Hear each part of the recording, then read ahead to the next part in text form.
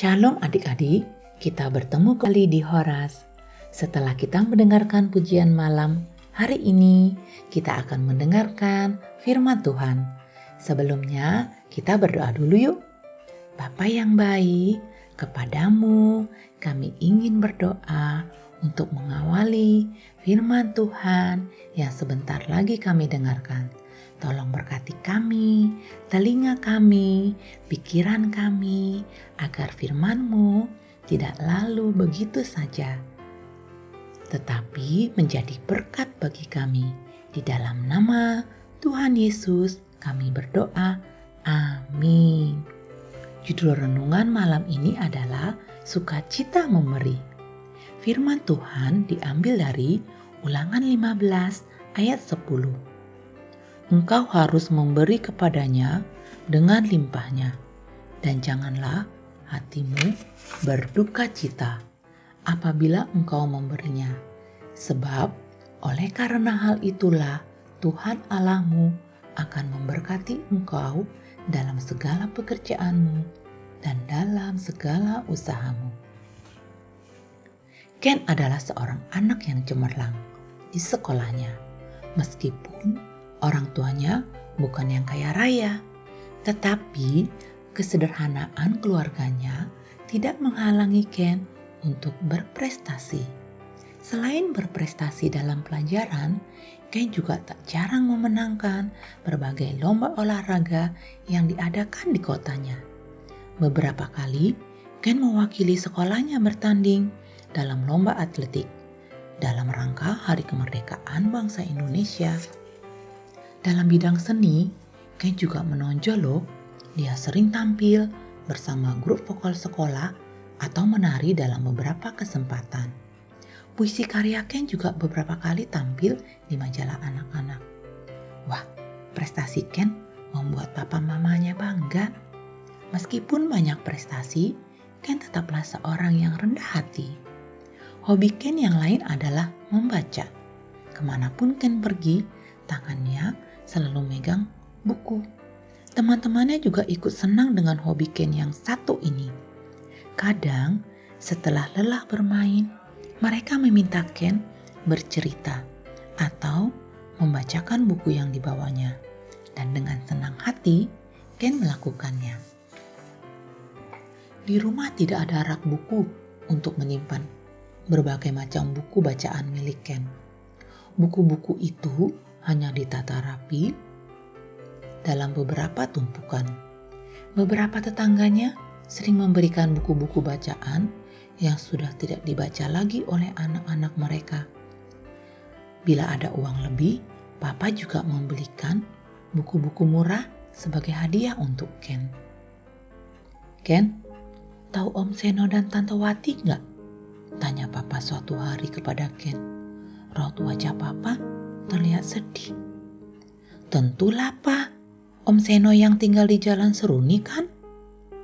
Hati Ken merasa ada sesuatu yang terjadi pada adik sepupu papa. Ada apa dengan mereka Pak? Tanya Ken.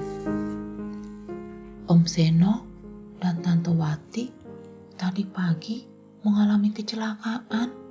Motornya ditabrak orang.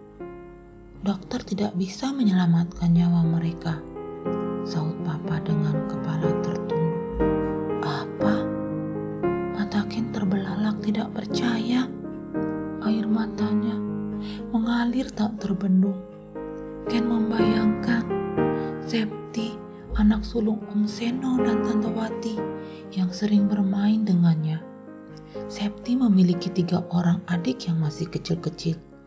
Betapa kasihan mereka kehilangan kedua orang tuanya dalam waktu bersamaan. Beberapa hari berlalu setelah kepergian Om Seno dan Tante Wati. Suatu hari, papa menghampiri Ken yang sedang membaca di teras. Ken, tumpukan bukumu makin tinggi saja ya. Banyak buku yang mulai berserakan juga. Ken melihat ke arah papa. Nanti Pak, Ken serapihin Pak. Ken janji. Ken kembali melanjutkan membaca. Maksud papa bukan itu, Ken. Mendengar hal itu, Ken pun mengurungkan membaca. Kembali ia menatap papa. Ken, jika ada orang lain yang memerlukan buku-buku itu, maukah Ken berbagi? Memang siapa yang memerlukan buku-buku Ken, Pak? Septi dan adik-adiknya, jawab papa. Sepeninggal Om Seno dan Tante Wati, mereka terlihat sangat sedih. Mereka perlu hiburan supaya tidak terus-menerus teringat papa mama mereka. Oh, Ken tahu maksud papa. Mungkin dengan membaca buku, mereka akan memiliki kesibukan baru dan sedikit terhibur. Ken akan melakukannya, Pak. Bila perlu, semua buku-buku Ken bisa diberikan pada mereka. Mendengar hal itu, papa terkejut. Lalu, untuk Ken bagaimana? Tanya papa heran. Tenang, Pak.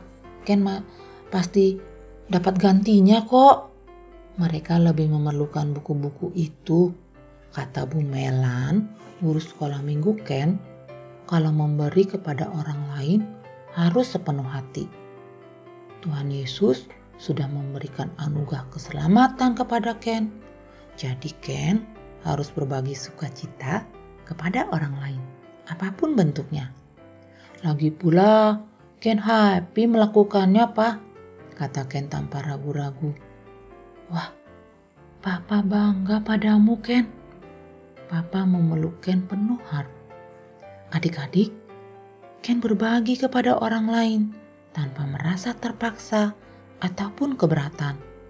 Ken tahu pasti bahwa Tuhan Yesus telah mengajarkan sebuah pengorbanan yang lebih besar dari pemberiannya, yaitu nyawanya sendiri. Apakah di antara kalian ada yang merasa tidak rela meminjamkan sepeda, mainan, buku, atau apapun kesayangan kalian kepada teman? Itu baru meminjamkan loh, belum memberi. Ingatlah kasih Tuhan Yesus yang sudah kalian terima. Mungkin sesuatu yang sudah lama tersimpan di lemarimu saat ini diperlukan oleh temanmu. Mungkin sesuatu yang paling kamu sayangi telah lama dirindukan oleh tetanggamu. Kasih Tuhan Yesus lebih dari apa yang kalian miliki sekarang. Ayo adik-adik, jangan ragu untuk berbagi kepada teman, saudara, tetangga, kepada siapa saja. Mari kita berdoa. Bapa di sorga, kami bersyukur kembali kami diingatkan untuk tidak menjadi anak yang pelit, murah hati kepada teman dan saudara kami.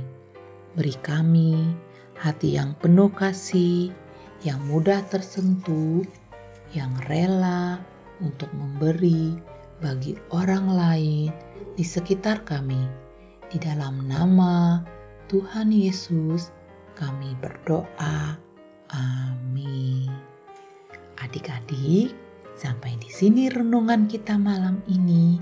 Nantikan Horas pada Rabu yang akan datang. Selamat beristirahat. Tuhan Yesus memberkati.